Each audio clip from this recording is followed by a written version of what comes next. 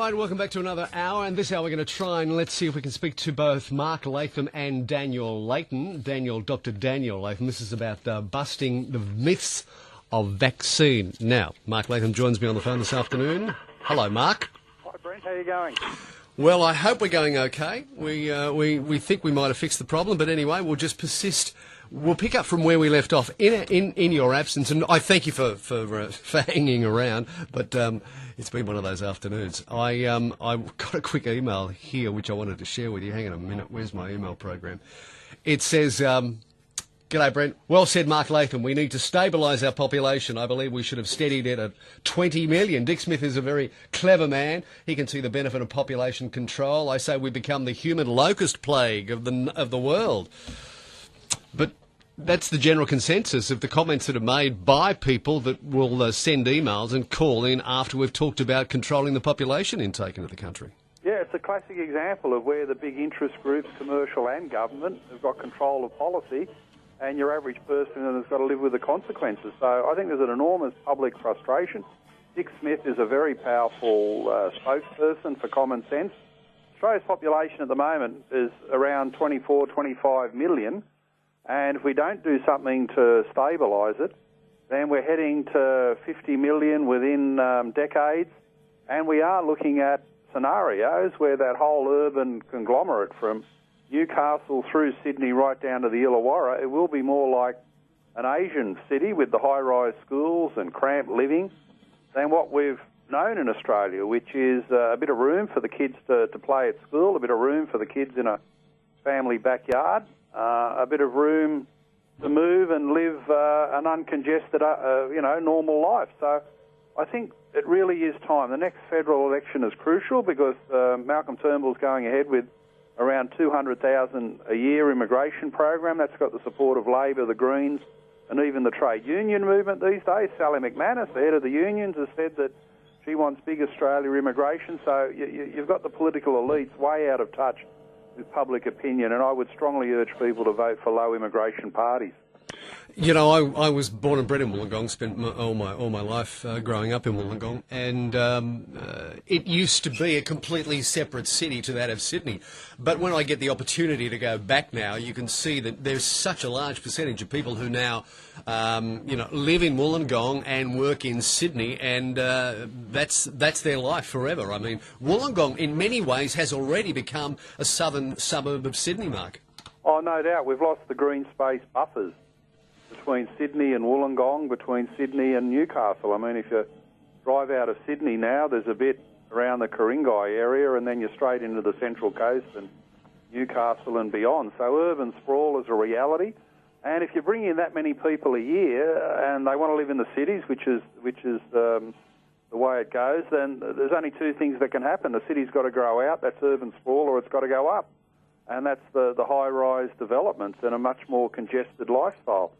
So this is not the Australian way, and it's also not an anti-migrant agenda, because if you speak to ethnic groups around Sydney, as I do, they all say the same thing, that we want to have we moved here for a decent quality of life with our children, and they too think it's time to have a breather from big immigration numbers so that we can catch up with services, infrastructure and jobs. So people who've come here agree with that. People who've come here in recent times, people who are long-standing Australian residents, and it's a message to the federal government. They've got to make immigration policy for the people who live here now, not for the interest groups and not for anyone wanting to come from overseas. Well, there's a saying, repetition is the mother of all skill, and I suppose by the time we're sick and tired of saying it, they say the general public are just starting to listen.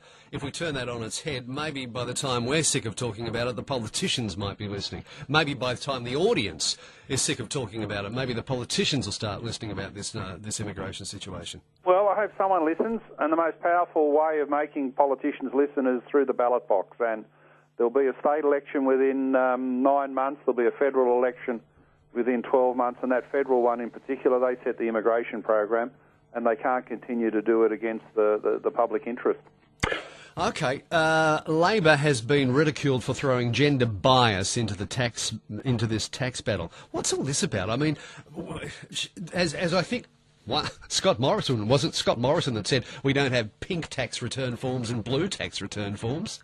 Well, it's Labor's applied a gender analysis of the government's 5-6-year tax plan, and they reckon 3/4 of the benefit will go to men and a quarter will go to women. I don't know how you work that out. I don't know how Labor's got this analysis, but, you know, the federal government's had income tax power since World War II, and never in that time has anyone applied gender analysis. I mean, you know, everything's got to be gender analysed these days, whether it's toys in a department store or toilets or what's happening in schools. And to say that we're going to judge taxation policy through a gender split is just crazy, because at the end of the day, you don't have a pink form if you're a woman or a blue taxation form if you're a man. The taxation rates apply to men and women equally. The taxation system applies to people of all different racial and sexuality backgrounds. I mean, nobody's ever thought of taxation policy this way, and it makes me worry if Labor is looking at taxation policy through the lens of gender, which is a useless analysis. Well, they won't have time to actually get their taxation policy right for the things that matter, like economic growth, job creation and fairness. Do you think, Mark, that the opposition Treasury spokesman Chris Bowen is up to the job of Treasurer? Well, when he starts going to the trouble of analysing tax policy through the prism of gender, men versus women, I think he's lost the plot. And he can't be doing any real work of substance to the nation. I mean, you want a tax policy that grows the economy, that gives people incentive to work hard, that helps with job creation, and basically says that, yeah, we have progressive tax in Australia, but we don't want to punish the high achievers, so they invest less and we're all worse off. We want a taxation system that's fair but also pro-economic growth. Bowen's thrown that principle out the window. He seems to want a taxation system that's men versus women, pink forms versus blue forms. So, Chris Bowen, pull your head in. This is just sort of like from another planet. Yeah. I've always had my concern. I remember a famous interview that Alan Jones did. I think it was... Were you part of that the TV show with Alan Jones when he had the Shadow Treasurer on and he asked him about the tax scales? No, I wasn't part of that. This is when Bowen didn't know the scales. Yeah. Yeah, I don't think he's the sharpest tool in the shed, and he does some funny things, Chris Bowen, and this is just another one of them. The sharpest tool in the shed, very true. Okay, why the ANU walked away from a lucrative Ramsay Centre deal? What's this all about, Mark? Well, Paul Ramsay was the healthcare mogul, and he before he passed away, he had no family to pass the money on to, and he set up a $3 billion endowment for charitable causes, and one of those was to set up an academic centre for the study of Western civilization. You'd think that'd be fairly unexceptionable, and you'd think there'd be a long line of universities to try and get their hands on the money. The university's always saying they haven't got enough money. Mm-hmm. Here was Paul Ramsay's estate putting many, many millions of dollars into a new academic course to study Western civilization. You know, all the things about our culture, like, you know, democracy, human rights, advanced education, economic development, all these things that have made Western nations very strong over the years. It was a centre for the study of those attributes. And they started out at Australian National University in Canberra, and they've knocked them back. They've knocked them back, saying, no, we don't want you here. And the inference for some of the academics is that we don't actually support Western civilization. We'd rather support other forms of culture than the one that's essentially the basis of our society. So it's a very strange decision, and a sign that our universities are, you know, sort of off on a tangent. They're thinking in a different way to the general population, and it's just hard to believe that many tens of millions of dollars just for studying the nature of our society. The ANU doesn't want it, and it's highly likely they won't get other universities like Sydney or Melbourne University to support it, because they too have gone down the radical left-wing path of trying to criticise Western civilization instead of embracing it. I see John Howard has said that the decision was at odds as well. Well, John Howard's the chairman of the board, and he's a long-serving Prime Minister. He might don't have to agree with his politics, but he adds a fair bit of credibility to it. Kim Beazley is on the board of the Ramsay Centre for Western Civilization. Tony Abbott is on the board. So it's sort of got people from across the political spectrum, and ANU is so radical, so bizarre that they've knocked this back. And at the same time, ANU takes money from Middle Eastern governments for an Arabic and Islamic study centre at their university. They've got a centre for Indigenous studies, fair enough. But if you have all those things, wouldn't you take the money for the study of Western civilisation, given that, well, we are a Western civilised society here in Australia, and you know, I know of young people who'd like to study at this new course, and it won't be available at the thing we call Australia's National University. Yeah, ridiculous. It's a disgraceful decision. It is. You'd think it was just a straightforward lay down misère that it would happen, but they've said no. Well, it's a double standard. They take Middle Eastern money for Islamic studies. They take government money for Indigenous studies. They won't take charitable money for the study of Western civilisation. It's a very bad sign as to where our universities have got to.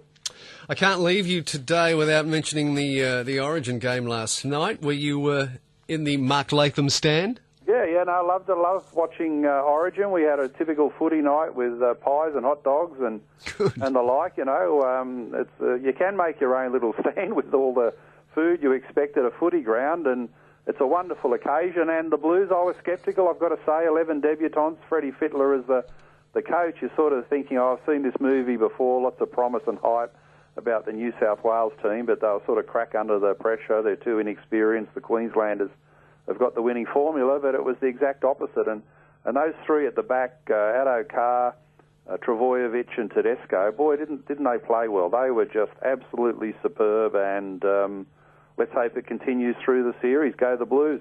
And you know what?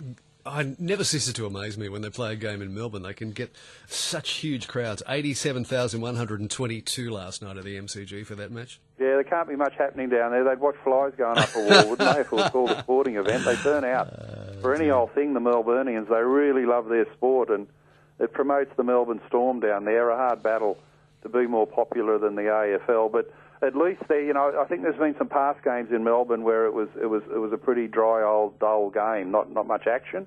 But last night you saw some great attacking play, especially from Tedesco, and you know, you had a pretty exciting scenario there when it was 12 all, and New South Wales streaked away. So you know, at least it was a very good plan and a very good game for the Mexicans down there, and hopefully they started to learn some of the good rules, like you can't knock on the ball.